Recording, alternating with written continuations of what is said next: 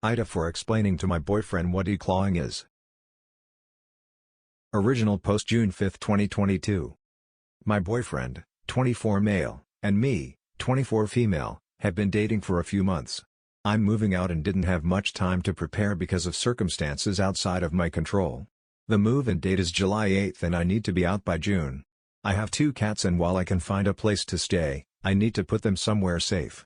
Boarding is my last option as it's almost $1,500 to board, which is a lot of money. I asked my boyfriend if I could stay with him for the 8 days with the cats.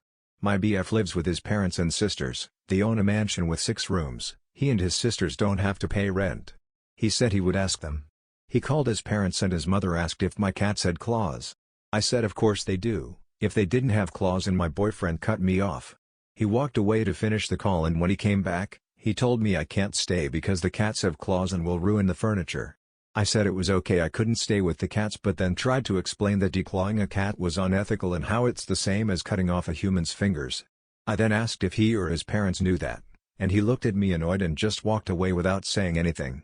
This upset me, so I left for work and then texted him to reiterate it was okay I couldn't stay, and I'm not mad at that. I just wanted them to understand what declawing was and how it's not good for cats, and it's not good to expect cats to not have claws. That most people didn't know, but I think it's important they do so it's not normalized. He told me I was being rude and said I lectured him like he was an alt-right declaw supporter and that his parents are the same and they hoped I declawed my cats.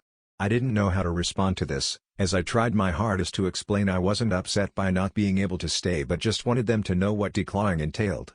I also never said I thought his parents wanted me to declaw my cats, just they didn't know what declawing was. Am I the asshole for trying to explain what declawing was and why my cats wouldn't be declawed? I feel very bad and like I should apologize. I'm confused. Relevant comments. Commenter 1, okay, I agree with your stance here, but I don't understand why you felt this was the time for this lecture. They've said no, essentially. Find some other options. OP, they said no and that's okay. I just know many people don't understand what declawing is, or they would not ask if a cat had claws. The only way for a cat to not have claws is for the entire digit to be removed, because like human fingernails, pulling them out will only remove it temporarily. It's just a very scary concept to me, especially because I love animals, so I tried to explain to him after the call what a cat not having claws means. Commenter 2, I'm not going to say you're an asshole, but there's a time and place for a discussion about declawing and this wasn't it. You didn't even ask for their stance on declawing or what they knew about it, you just assumed they needed a lecture. Do your boyfriend's parents even have cats or any desire to get them? Furthermore, it wasn't your boyfriend's question, it was that of his parents, so I completely understand why he was annoyed by a lecture he never asked for. So not an asshole, but the lecture wasn't called for. OP, no, my boyfriend's parents don't have cats or want to get any. My boyfriend himself wants to get cats though, he plans to adopt when he moves out. Commenter 3, often people who are on the spectrum will provide information that sounds like lectures to other people, and the other people can be offended. I don't fully understand why they are offended. I just know that it sounds like you are experiencing something that I often experience. I try to explain something to someone because they do not have this info yet. I would say not an asshole, just different communication styles. OP, I am actually on the spectrum, so this makes a lot of sense. I didn't include that because I didn't think it was relevant or people might say I'm using it as an excuse. Thank you for your comment. I still need to work on me talking or trying to explain stuff comes across. Update, 1.5 years later, Jan 29, 2024. I'm sitting waiting for the bus and popped onto this account and saw my old post and that I had a draft of an update I never posted. Well, it turns out everyone was right, and he broke up with me. Haha, just kidding. Here was my draft. Well, I have a happy update. Some Redditors said to not talk to my boyfriend and leave him alone, but I didn't want us to be on bad terms or have him think I thought his parents were bad. I messaged him again later and explained I had just wanted to share the knowledge I had because I knew they didn't know, but the timing was bad, and how I expressed it came across as a lecture. I further explained I didn't think he or his parents were bad people. I apologized for how I came across and the timing and making it seem like a lecture. He apologized for walking away and said that wasn't appropriate. We both had a giggle at one of the comments that said my boyfriend wasn't going to be my boyfriend much longer. He said of course Reddit would say that and then gave me a hug. So, everything is fine, I just need to work on my communication. For the Redditors who thought I was on the spectrum, you may be right, I'm too old to get tested now though. Here's an update of the update. We live together now. He loves my 2 cats, our cats now I guess, even though he's always been a dog person. He said if we ever broke up, he'd get a cat because he would miss having one so much. Everything with us is pretty okay. There are some minor relationship problems, but every relationship has those. They are not related to cats or communication though. What I'm learning is that there's no perfect person, but there are imperfect people you can work with and support to make each other happy. No spicy drama or anything crazy. Just 2 people doing their best in a world that kinda sucks. If the economy wasn't so bad, our relationship problems would all be fixed. 2 people going to school and working full-time isn't that fun. Lots of stress and not a lot of time to be together. But can't help that, can we? Story 2, am I the asshole for giving my wife an ultimatum? I, 35 male, have been married to my wife, 37, for 7 years and we were together another 3 before that. We had a 5-year-old daughter. On the outside our marriage appears to be perfect. She and I own a nice house with a good school district, have a great kid, and both work full-time.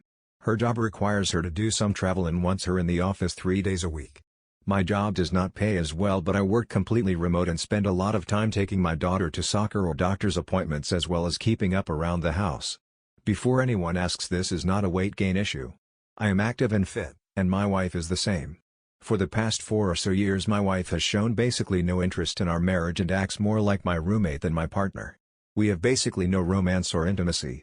When I say intimacy, I know some people will jump to sex, but to me intimacy means acting like a couple.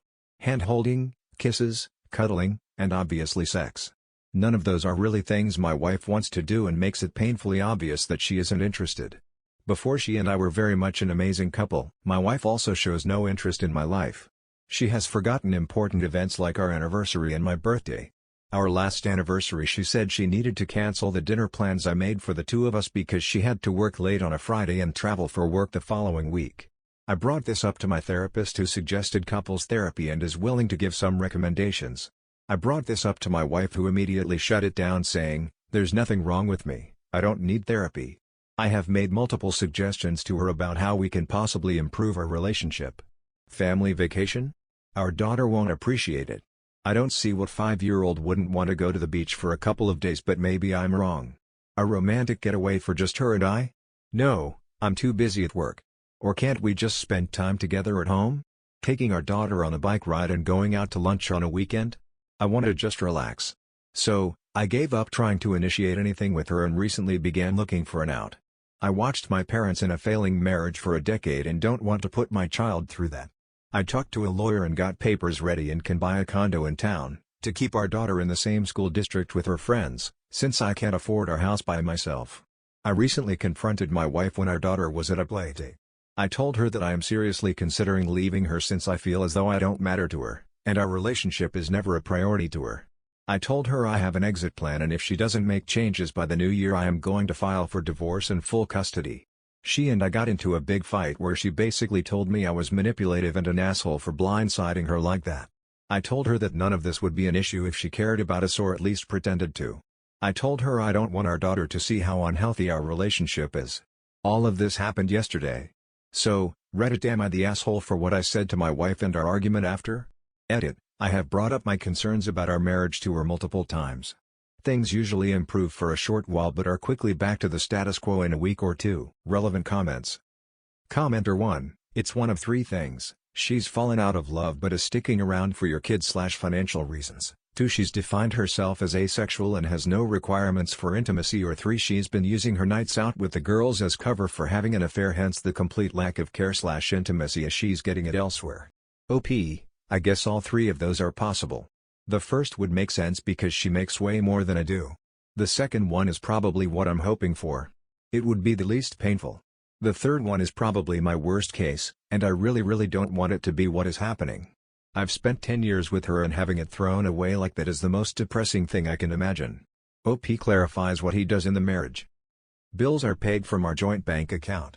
Each of us also contributes money to a personal account that we would use for individual expenses such as a night out. Chores are me doing the majority during the week. I can usually get away from work long enough to vacuum, do laundry, and basic stuff like that during the day. Bigger chores like car maintenance and lawn care are usually my or weekend projects.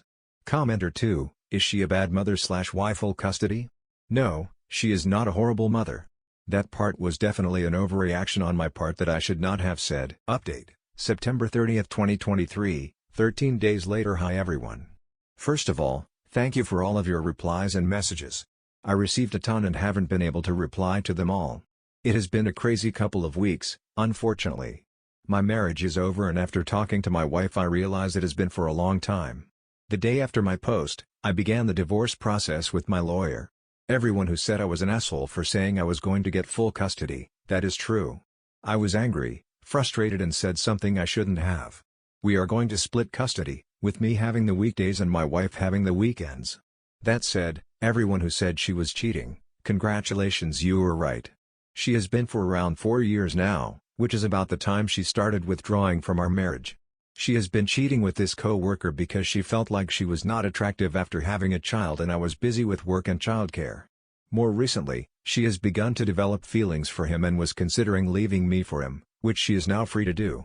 When I gave her the ultimatum, she was surprised that I was considering leaving her and thought I knew about her affair at the time. We sat our daughter down and explained that we are splitting up, but we both love her more than anything. My daughter was understandably upset and is having a tough time. I have been looking into therapy options for my daughter and told her that she can always tell me how she is feeling. This is the hardest part of everything so far. My wife and I are going to be geographically close. I'm going to be moving into a condo in early January and my wife is going to move in with her coworker about 15 minutes away. With the sale of our house, I will be able to pay off a large portion of my new home. According to the lawyer, we can have everything wrapped up by New Year's if it goes smoothly, but with the holidays, I'll be happy with early January. In the meantime, I'm going to start rebuilding my life. I did not get married with the intention of getting divorced, but here we are. I am going to work on myself and my relationship with my daughter, starting with a vacation. I am going to surprise her with a trip to Disney this winter. It will be expensive, but I really want to make her happy and create some happy memories. I'm going to miss her on weekends. Maybe one day I'll explain this all to her when she is an appropriate age, and we can talk about it more. In the meantime, I am going to work on myself and try to be the best version of myself that I can. I don't know what the future holds, but I guess I'll know eventually. Relevant comments. Commenter 1, make sure to put you and your daughter first here. You don't owe your ex anything. OP, yeah, she and I have talked about basically making sure shared bills are paid. All other communication is through our lawyers. All of her issues are on her now and not my problem. Commenter 2, did she admit to the affair, or did you find out? OP, I found some credit card statements that did not make sense. So, I confronted her. According to her, and she's a liar so who knows, the feelings developed a couple of years ago, and she was not sure how to address them. I personally don't care what she feels at this point. Update, February 12, 2024, 5 months from original post. Hi everyone. I figured I would give one final update. My divorce has been finalized and I feel exhausted and relieved. I am looking forward to starting the next chapter of my life. This was the longest close to 6 months of my life and I'm happy it's over. I do feel a little empty, but that will pass eventually. My ex-wife dragged parts of it out more than needed, which was very frustrating. She ended up finding her own place, which she was not happy about. She is also pregnant, but neither of those are my problem. I have primary custody of our daughter. I get most weeknights and most weekends, plus travel. She and I are both doing well and adjusting to things a little bit. I'm working on myself still and think I have a long way to go. She is talking to a therapist who is helping her work through her emotions, and I tried to make the holidays special for her.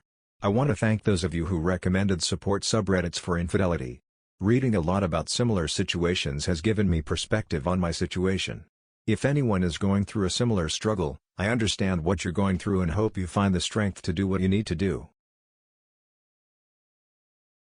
OP's mindset throughout all that was really amazing. I don't know many people who could keep that mindset through all that. It's also really great that he got his daughter therapy. His daughter is lucky to have someone like him in her life. That's all we have time for in this video. If you enjoyed this video, I would appreciate you subscribing to the channel. We are trying to grow, and it really helps.